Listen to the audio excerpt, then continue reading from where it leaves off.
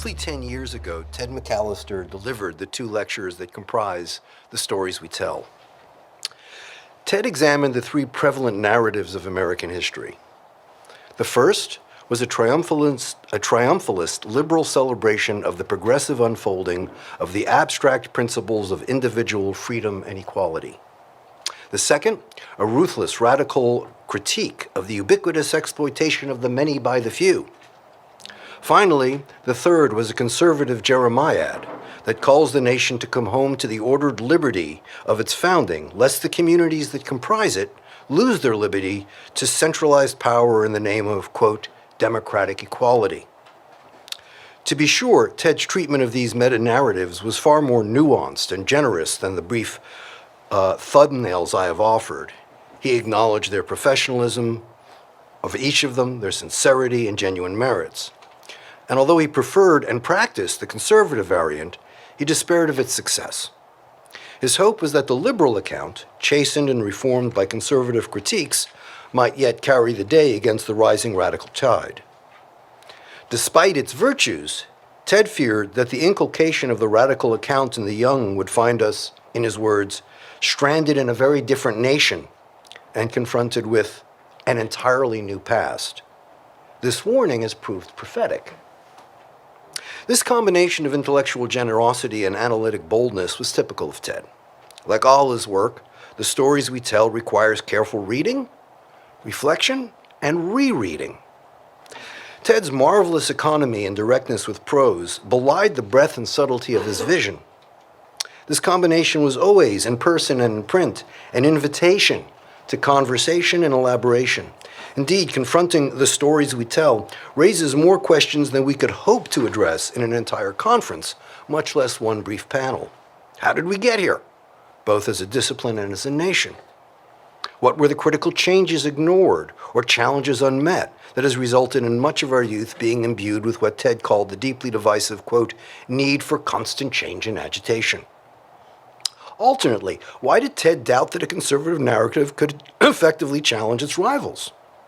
Was it the disposition of power, whether political, academic, or disciplinary, or features inherent in the conservative narrative itself? And finally, what role does mythopoesis play in all consequential histories, and how is it successfully conceptualized and executed? Rather than speak to these large questions, I hope to address and expand upon Ted's suggestion that a conservative history might correct and amend the liberal narrative and perhaps the radical as well.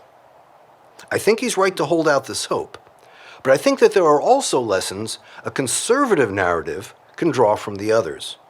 And with these lessons learned, perhaps particularly from our radical colleagues, we can offer fresh and chastening warnings that might yet open minds and induce auditors to come home to the ideals of ordered liberty and the cherished mores that can still bind us as a nation. Perhaps the biggest lesson we can teach the liberal is one that Ted alluded to and actually stressed, the need to protect custom and tradition from political intrusion, especially from centralized authority. We need remind her that an individual in the best sense is a person whose self-creation comes in reaction to a given cultural milieu. In pushing against these constraints, she develops the strength and experience to develop what the transcendentalists called self-reliance, the process by which she becomes her own person. But when that milieu and cultural horizon is deracinated in favor of some, quote, expressive individual, she has nothing to push against and draw on to create her own self. The result is all too often not a robust individual, but an anxious, neurotic psyche, caught in perpetual adolescent fear of being alienated from the latest trends or fads inundating her pixelated screens. This point may sound rather general or abstract, as Ted would have put it. So let me do what he would have enjoined, which is to illustrate it with a story.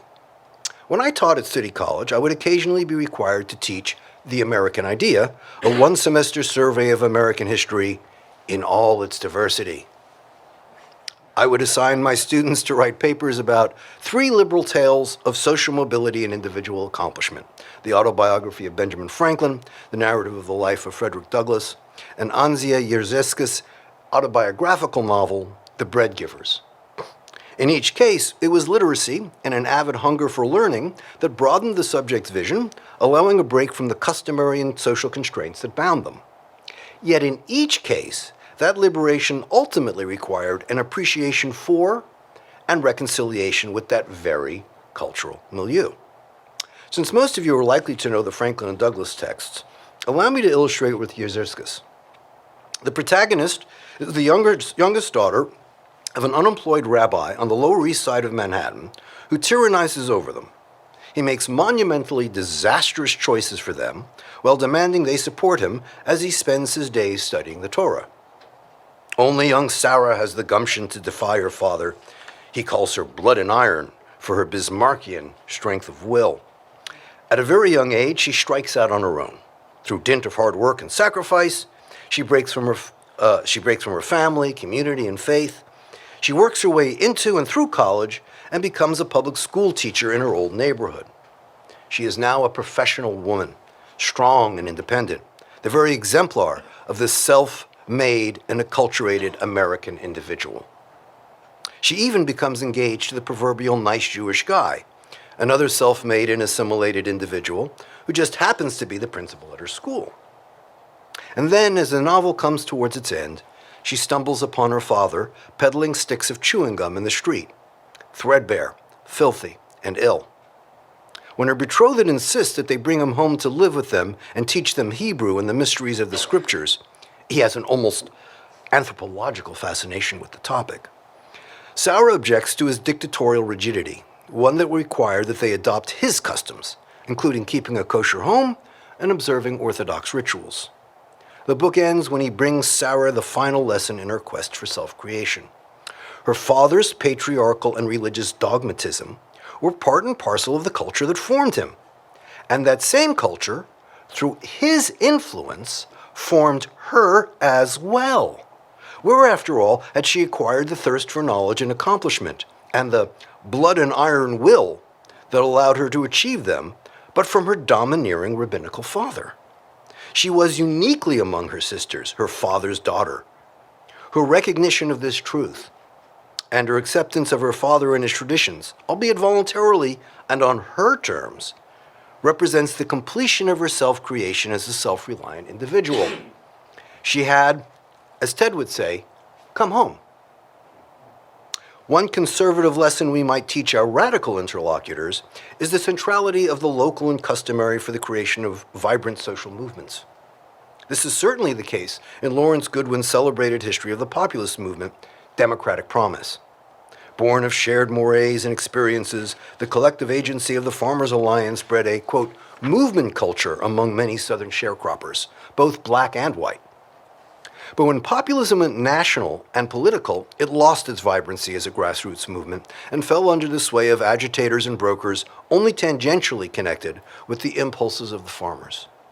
When it ultimately fused with the Democratic Party in promoting the presidential candidacy of William Jennings Bryan, it had devolved to a protest against the gold standard and a series of targeted agricultural support programs that, as our radical historians insist, ultimately resulted in an attenuated form to serve the interests of the most successful units and ignored the plight of those most in need. A similar trajectory can be plotted in many radical histories of organized labor, as the solidarity and militancy born of shared experiences and communities at the local and industrial level gave way to larger units whose professional business leadership became increasingly divorced from the experiences and aspirations of local members. This process reached its culmination with the imbrication of big labor in national politics that has left national leadership so divorced from the experiences of their members that, as several recent cases suggest, they are not above peculation at their expense. In both cases, the lesson for the radical is that grassroots participatory movements thrive in communities rooted in shared experiences and mores, but lose their, quote, democratic promise when they grow too large or turn to national politics. One is also tempted to add the worldly observation of the longshoreman cum philosopher Eric Hoffer. Every great cause begins as a movement, becomes a business, and eventually degenerates into a racket. And what can we learn from our liberal and radical brethren? From the liberal, we can learn that not all changes are bad, and that not all expansions of federal authority demand Jeremiads. For all its flaws, the progressive movement was not wrong to exert federal administrative power in the regulation of nationally marketed food and drugs, nor did all progressive reforms entail an expansion of federal power. The creation of administrative structures like the Galveston Commission government in 1901 to oversee the rebuilding of that community after its virtual destruction by hurricane the previous year was a joint venture by the city and state. Similarly, the incorporation of the Jersey City Water Works in 1908, the first government sewage and chlorination treatment of its kind in the nation, was an entirely municipal affair.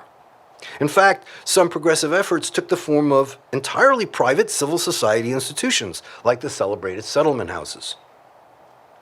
This is not to suggest that progressivism didn't have its dark side, but there were enough sensible and even beneficial elements that it remains possible to be charitable towards some impulses and save our ire for the egregious. In a sense, the liberal can teach us something about the tonality of our portrait, that the dark needs to be contrasted with the light. Even after what I will briefly claim was a very dangerous brush with the dark side of progressivism during the First World War and its immediate aftermath, one can and perhaps should maintain with Bill McClay that America was still the land of hope. Finally, the lesson that we can learn from radical historiography is perhaps the most difficult and important of all, namely the willingness to occasionally ruthlessly critique our past and some of its central figures, movements, and institutions. This so-called speaking truth to power is instinctually anathema to those who, on sensible conservative grounds, obey the injunction against the uncovering of the nakedness of fathers. Precisely because it can all too easily breed what Ted warned of, a distrust of those in authority. But without recourse to this resource, we are forced, as Ted acknowledged, to, quote, defend ways of living and moral habits that are impossible to defend well. To be sure, a conservative history must understand such ways of life and their mores with as much internal consistency and charity as possible. Indeed, that is a basic requirement for all serious historical inquiry. But I am not sure they always need to be defended. For a conservative narrative to successfully correct, much less challenge, the primacy of radical and liberal variants, it must choose its ground carefully, deciding what is and isn't worth conserving. To be freed from the need to defend every inch of our past liberates us to point out to our competitors their own false consciousness and self-contradiction. We can confront our radical champions of majoritarian democracy with the fact that white supremacist dogmas that marred much of our public life in the 19th and early 20th centuries was not some alien force imposed by distant elites and institutions, but a small d democratic affair that was promulgated in our politics by a large D Democratic Party whose propensity, in Ted's phrase, to pit people against one another, group against group, class against class, by means of identity politics, has been a feature from its founding to the present. Similarly, we can force our liberal friends to see that the domestic political price we paid for the progressive intrusion of the principles of the Declaration of Independence into foreign affairs during World War I was the erection of a regime of massive propaganda, harassment, and often brutal repression that is hard not to see as a precursor to Italian fascism. Nor should we fail to point out that many of those very progressives, as Ira Katz-Nelson has reminded us recently in Fear Itself, would admire fascism as a fellow progressive movement from its inception in the 1920s right through their service in FDR's pre-war administration. In closing, I hope that Ted would have liked and agreed with some of my suggestions. No doubt others would have raised question and the need for explanation. Perhaps some he would have objected to, thoughtfully but forcefully. Yet in any case, the result would have been literally hours of intense and edifying conversation. We are all richer for having had some of those conversations.